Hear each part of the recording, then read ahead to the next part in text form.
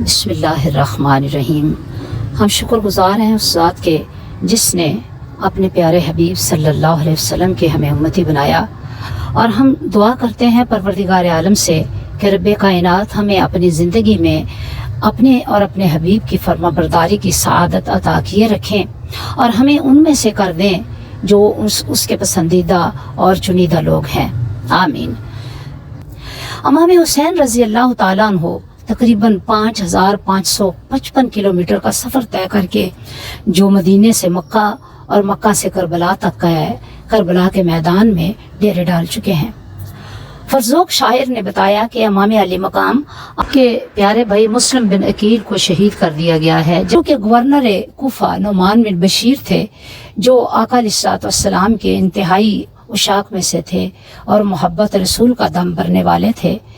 لیکن یزید کا حکم پاتے ہی آپ نے گورنری چھوڑ دی اور اس چیز پر آمادہ نہ ہوئے کہ میں خاندان اہل بیت پر کسی قسم کا کوئی ظلم یا ستم روا رکھوں اور میں کوئی ایسی زیادتی کروں کہ بروز حشر ہمیں آقا علیہ السلام کے سامنے شرمسار ہونا پڑے۔ یزید نے حکم جاری کر دیا کہ گورنر بصرہ عبید اللہ بن زیاد جو سخت گیر حاکم تھا وہ کوفے کی گورنری سنبھال لے۔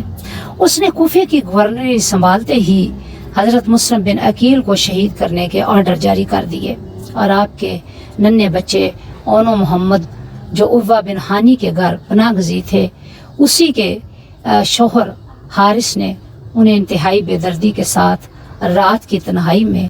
شہید کر دیا گیا۔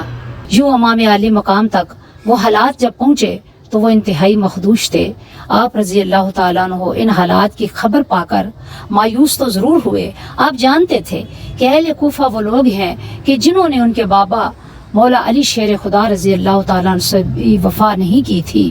اور آپ کو بھی کوفہ کی جامع مسجد شہید کر دیا تھا، اور یہی وہ لوگ ہیں جنہوں نے حضرت مسلم بن عقیل کے ساتھ بھی وفا نہیں کی ہے۔ انہوں نے حضرت مسلم بن عقیل کے ساتھ بھی اپنا وعدہ نہیں نبھایا اور آپ کا ساتھ چھوڑ دیا۔ آپ جانتے تھے کیونکہ فرزوق شاعر نے بتایا تھا کہ امام علی مقام اہل کوفہ کے دل آپ کے ساتھ ہیں لیکن تلواریں یزید کے ساتھ ہیں، وہ آپ کا ساتھ نہیں دیں گے، آپ واپس چلے جائیں۔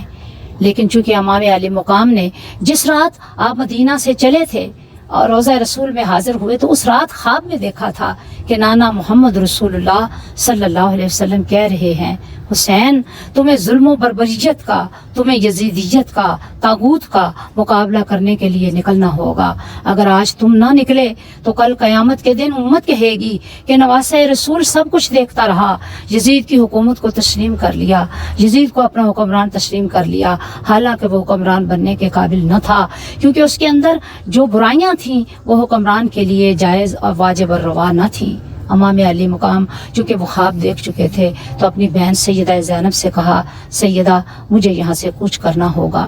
لہٰذا آپ کربلا کے میدان میں 1 محرم یا 2 محرم کو پہنچتے ہیں اور یہیں پہ ڈیرے لگا لیتے ہیں۔ نعمان بن بشیر اپنی گورنری سے استعفیٰ دے چکا ہے۔ عبید اللہ بن زیاد گورنر کوفہ ہے، اس نے آرڈر جاری کر دیے عمر بن سعد کو جو اس وقت فوجوں کا سربراہ تھا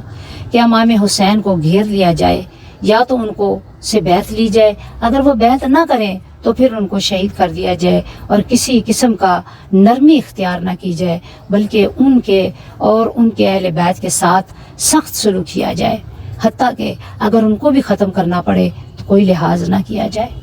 امام علی مقام تک یہ سارے حالات پہنچ چکے ہیں، آپ ان کا جائزہ لے رہے ہیں اور آپ کو علم ہے کہ حالات کا رخ کس طرف جا رہا ہے۔ 2 محرم ہے، کربلا کا میدان ہے، اور امام علی مقام اور خاندان اہل بیت ہے، اور اس وقت کے حالات ہیں۔ چونکہ ہم سیریز کا آغاز کر چکے ہیں، انشاءاللہ پورے محرم میں، ماہ محرم میں آنے والے تمام واقعات جو امام علی مقام کی شہادت، خاندان اہل بیت کی شہادت، اور پھر ان کے ساتھ جو بدسلوکی کی گئی، ان کے ساتھ جو جبر کیا گیا، ظلم کیا گیا، ستم کیا گیا اور بربریت کا مظاہرہ کیا گیا، اس کا ہم جائزہ لیتے رہیں گے انشاءاللہ۔ پورے ماہ محرم میں ذکر شہادت امام حسین اور ذکر داستان شہید کربلا ہوتا رہے گا، اس لیے آپ سب سے گزارش ہے کہ اس سیریز کی کسی بھی ویڈیو کو سکپ نہ کیجیے گا۔ تاکہ ہم اپنی نسلوں کو بتانے کے قابل ہو سکیں کہ آخرکار یہ ماہ محرم کے واقعات کیوں کر پیش آئے، اور یزید کون تھا، اس نے کیا کیا، اسلامی تاریخ کو کس طرح سے مسخ کیا گیا۔ اگلی ویڈیو تک آپ سب کو اللہ حافظ، دعا میں یاد رکھیے گا۔ السلام علیکم ورحمۃ اللہ وبرکاتہ۔